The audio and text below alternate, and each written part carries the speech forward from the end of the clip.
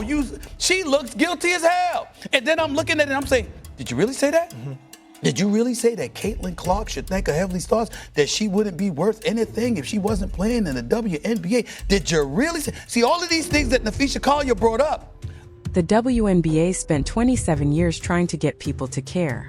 Now they finally have a true superstar who's pulling in millions of viewers and a mountain of money. And somehow, the league office is acting upset about it. Stephen A. Smith just brought out a claim that sounds unreal.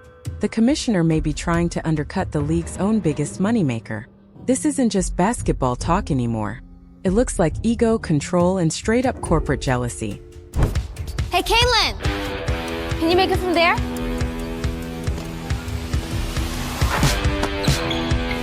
Hey, Caitlin, how about from here? Come on, guys. Yeah, she can't make it from there. No chance. Caitlin, conmigo, let. You got it. I'm not even gonna ask. Hey, Caitlin from here might be impressive. Am I right? Whatever, Che. From right here. From there. So what is it? Did WNBA leadership lose the plot? Or is this the clearest case of self-sabotage we've ever seen in sports? Tell me what you think in the comments. Now let's get into what supposedly happened because it's hard to believe. Reports started popping up about a new commercial featuring Caitlin Clark and the Indiana Fever star. That should be normal, right? Apparently not. The story is that this ad set off WNBA Commissioner Cathy Engelbert and the league office in a major way. People are talking about private meetings, heated calls, and what Stephen A. Smith describes as real rage at the very top. Well, let me clarify first, because it's proxy season, right? No CEO do you just put the base pay in there. You put their bonus, you put their stock options, you put everything. Caitlin has the ability to make up to $500,000 just in WNBA wages this year. So, of course, they're just looking at a base which is collectively bargained. And actually, it's low because she's the #1 pick. She'll make a little more than that. But she also has millions and millions of dollars of endorsements. She's actually, because she declared to become pro, her endorsements are higher in dollar value. She has a global platform now, not just a U.S. platform. So she's going to do just fine, as will the top players in the league, as every league does. Also, there's comparisons to the men. Those men's leagues are 75 to 120 years old. We're tipping off our 28th season. I would say if you looked at them 28 seasons in, we're further ahead. But I realize we still have a lot of work to do, and it's all about the ecosystem. Stop and think how backwards that sounds. Your biggest name lands a huge national commercial that puts your league in front of millions who might never watch women's basketball otherwise. Any smart organization would celebrate. They'd push it everywhere, send out announcements, blast it on social media, and turn that attention into money. But the WNBA, according to these reports, reacted with irritation and resentment. Stephen A. Smith didn't present this like a random guess. He spoke like someone who believes it's true. He's defended Clark loudly all season, but lately his tone has gotten darker. He's not just talking about on-court issues now. He's saying the real problem is the leadership culture. In his view, WNBA headquarters isn't cheering the sudden growth. They're uneasy and jealous because one player is starting to look bigger than the entire league. Commercial. Lisa Bluter was in the commercial, Travis Scott was in the commercial, Travis Kelce was in the commercial, Jason Kelce was in the commercial, like the podcast thing, which we're going to get to that. Here's why this particular commercial seems to have hit a nerve.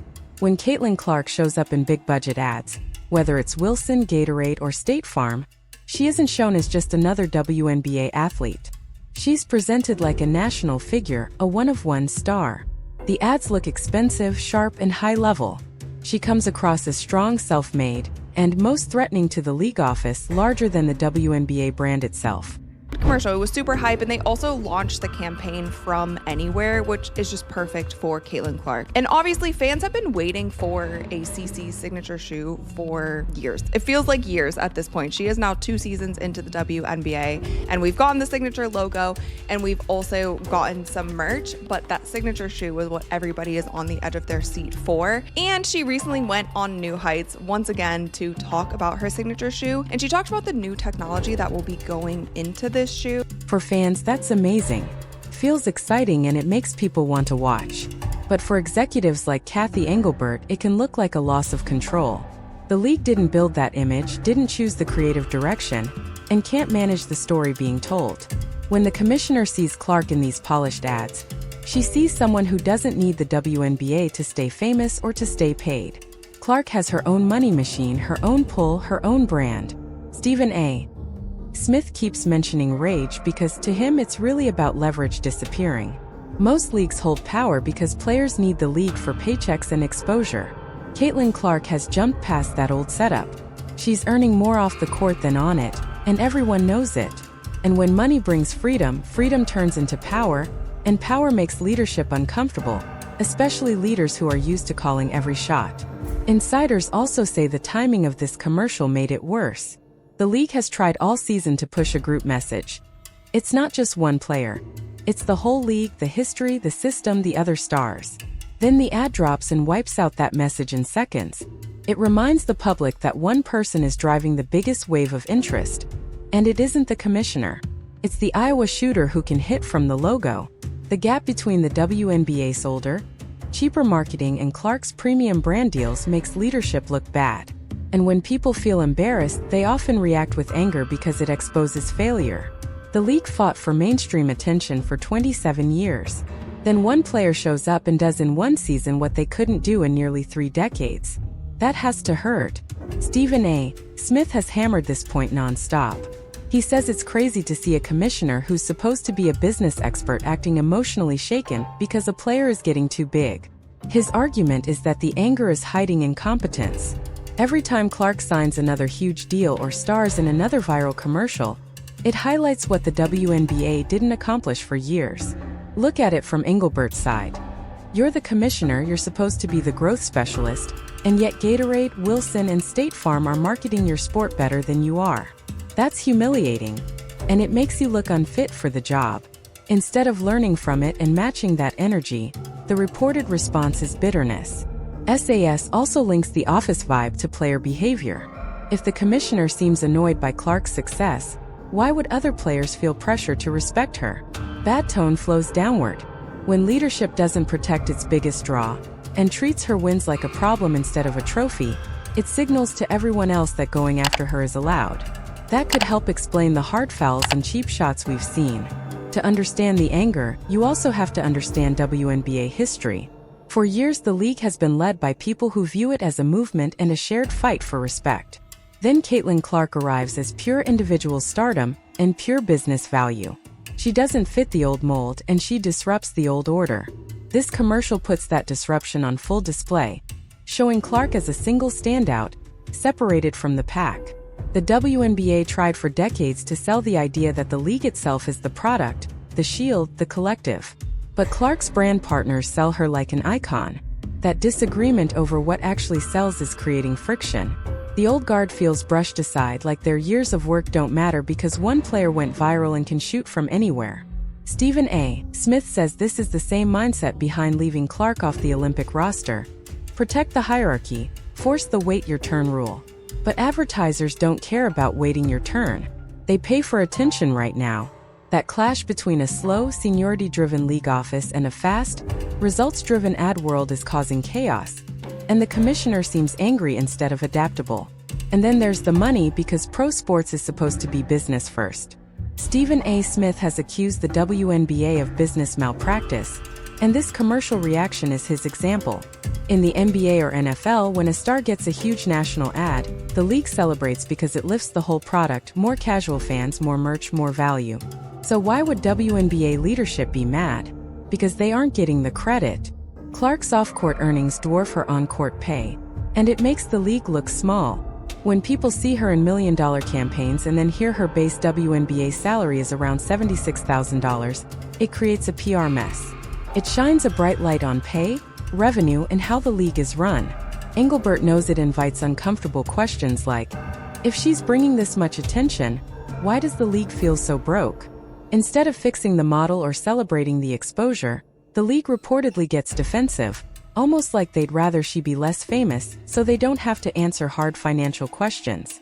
That's a small-minded approach, arguing over scraps while Clark is creating a bigger pie. Now zoom in on Cathy Engelbert. She was hired as a CEO-style leader from Deloitte, Someone brought in to grow the business with numbers and strategy, but the Caitlin Clark wave has made her look out of step. Her reaction to this new commercial era seems stiff and uncomfortable. This is also the same commissioner who struggled during a TV interview when asked about racial toxicity aimed at Clark, giving a corporate non-answer that blew up in her face. Stephen A. Smith suggests Engelbert's anger may be panic because she knows she's being judged. Team owners are business people. They see the results. Charter flights that came after Clark's impact, packed arenas, and merch selling fast. If the commissioner starts looking like a roadblock, like someone focused on petty feelings instead of profit and growth, she won't keep the job. That rage may really be fear of being exposed as the wrong leader for this moment. Clark represents growth moving at a speed Engelbert doesn't seem ready for. This commercial is a symbol of that speed. Clean, modern, and made for a huge audience. At the same time, the WNBA's official marketing often feels clunky and behind. It's a clash of style and ability, and the commissioner is losing it. Reports make it sound like, instead of rising to the moment, she's bitter about being outshined by her own player. And yes, jealousy fits. Stephen A. Smith has said it, and Charles Barkley has said it too. We usually talk about players being jealous of other players. What SAS is pointing to is jealousy reaching the executive level. Why would a commissioner envy her own star? Because Clark holds more real influence. When Caitlin Clark speaks, people listen. When Cathy Engelbert speaks, many people don't care or don't even know who she is. That's a tough reality for someone used to being the boss. This commercial locks in Clark as the face of women's basketball. No matter what the standings say. The office spent years trying to build stars and tell fans who mattered. Then Clark arrived and it happened naturally. The anger looks like the frustration of a micromanager who can't control the new center of power. They can't tell Clark what to wear, what to say, or which endorsements to sign, because she doesn't need their permission or their money. You can see that pettiness in little things fans have tracked all season. Like WNBA accounts being slow to post Clark highlights compared to others. The message feels childish and it points upward. Another key detail is what the league doesn't do. When this commercial came out, did the WNBA repost it? Did they publicly congratulate their star for widening the audience? Did they put out a statement celebrating the moment? According to the criticism, no, they stayed quiet. In leagues like the NBA, major ads and signature launches get amplified because the league understands it helps the whole ecosystem. The WNBA's silence around Clark's commercial wins is loud. It lines up with what Stephen A. Smith is warning about. You don't ignore your biggest success unless you're bothered by it.